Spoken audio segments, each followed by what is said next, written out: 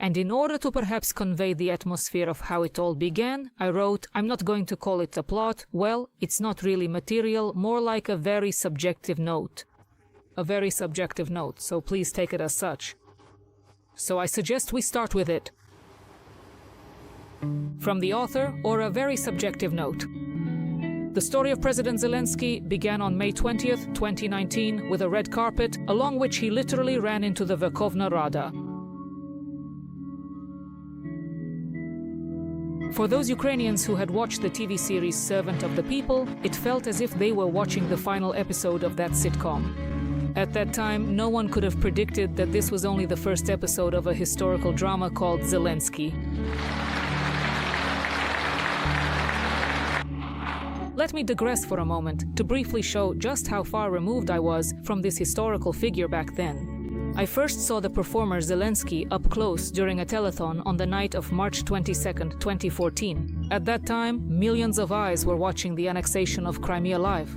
Zelensky turned out to be one of the few public figures who agreed to come on air and share his views on the events. It was then that his famous and controversial address to Putin was made. The second time in my life, I would see not the performer, but the presidential candidate Volodymyr Zelensky in the spring of 2019 in the Right to Power studio. Just a few weeks before the second round, the editorial team invited him to present the team he was bringing to power. There was also a brief episode of a phone argument between candidate Zelensky and then President Poroshenko, who showed up unannounced on the Right to Power talk show to call his opponent to a debate. It was there that it became clear the comedian wasn't joking. As I understand, your meeting is tomorrow. You will have time to return to Kiev. Millions are waiting for you. Well, listen, you're not doing well. You're not doing well. No, I haven't finished. So? Please have the patience to listen to me. Have the patience to listen to me. And now I'm finished. On the 19th at the NSC Olympijski. You? And then there was the stadium. A short question that requires a yes or no answer. Yes. Aren't you ashamed?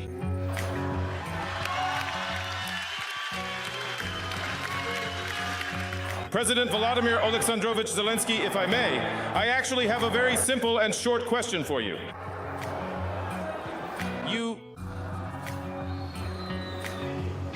What will you do to make that happen?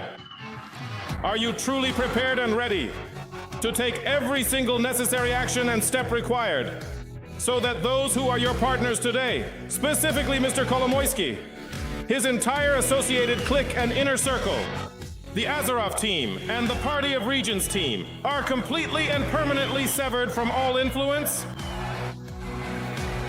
following the conclusion of the presidential elections? Will they be restricted from access to state resources and the exercise of state power? Are you ready to do that? Yes. Thank you very much. I am not your opponent, I am your verdict. And only after that was the inauguration, which, of course, was compared to those of previous presidents. I remember all the ceremonies because I have been interested in politics since my student years. From the vivid ceremonies of Leonid Kuchma and the first oath taken on the Peresopnitsia Gospel, the unforgettable People's Orange inauguration of Yushchenko on Maidan, among the symbols. An unknown truth, there was a dove with an orange ribbon which never let the president catch it. Then came Yanukovych's adventures. On the eve of his inauguration, the monument to the founders of the capital unexpectedly collapsed in the center of Kyiv. Then he was almost hit by the doors of the Verkhovna Rada. But did anyone pay attention to omens back then? In June 2014, when Crimea had already been stolen from Ukraine and separatists were seizing Donetsk, Poroshenko's inauguration was taking place in Kyiv. A butterfly on the pavement gave hope for a good omen. But suddenly one of the honor guard soldiers who fainted from the heat dropped his weapon. I remember well that despite the obviously bad omen, on air I said, "The weapon has fallen. That means Ukraine will win and reclaim what was taken." 2019, May 20th. All the country's TV channels are broadcasting Zelensky's inauguration. The city center is filled with people, especially Mariinsky Park. The Verkhovna Rada, the government predecessors, distinguished guests, everyone is present. Even the parents of the newly elected president. Confusion is visible on Olena Zelenska's face. Later, in her interview with me, she would say that the turbulent presidential campaign had taken its toll. She felt uncomfortable being next to certain people during the ceremony. But at that moment, the first president of Ukraine, Leonid Makarovich, provided her with psychological support, Kravchuk. He entertained her with stories and his own comments. The government officials are visibly nervous. The speech is stunning. All of this will help us begin a new era. Skeptics will say this is fantasy. It's impossible. But perhaps it is possible that this is actually our defining national concept. By uniting to achieve the impossible. I challenge this. Dear people, during the entire course of my life, I have tried to do every single thing within my power so that the people of Ukraine would smile.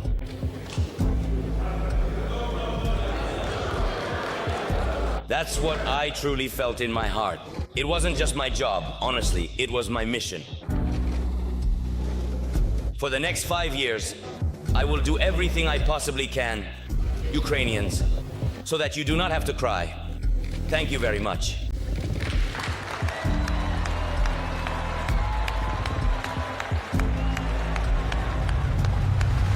Back then, 7 years ago, no one could have imagined how many signs and prophecies were spoken during the inauguration ceremony. Back then, in the summer of 2019, no one could have imagined it, not even in their worst nightmares. Helicopters with red stars over Kyiv, civilian cars shot up on the highway. Kyiv Chop, the murdered, tortured, raped in Bucha, and its face, a wartime president in the midst of a historic drama. 7 years with Zelensky.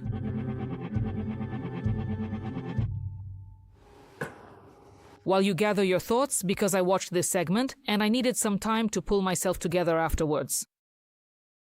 While you gather your thoughts, I'd like to ask our viewers, first of all, to subscribe, hit the like button, share the link to this broadcast on your social networks and groups, and also to vote. We've put together a very simple poll, and we offered 4 options, because YouTube only allows 4 choices, 4 items. We posed the question like this: if the war ends tomorrow and elections are held, who would you vote for? I understand the question is somewhat manipulative, there are no elections expected, but it's just to check the general mood, so to speak. So first is Zelensky, second is Zaluzhny, third is Budanov, and fourth is Poroshenko. YouTube's algorithms don't allow us to add a 5th, 6th, and so on. Options. So please vote and pay attention to this poll. Well, I hope we've recovered from what we've seen, from the memories, and we can talk now.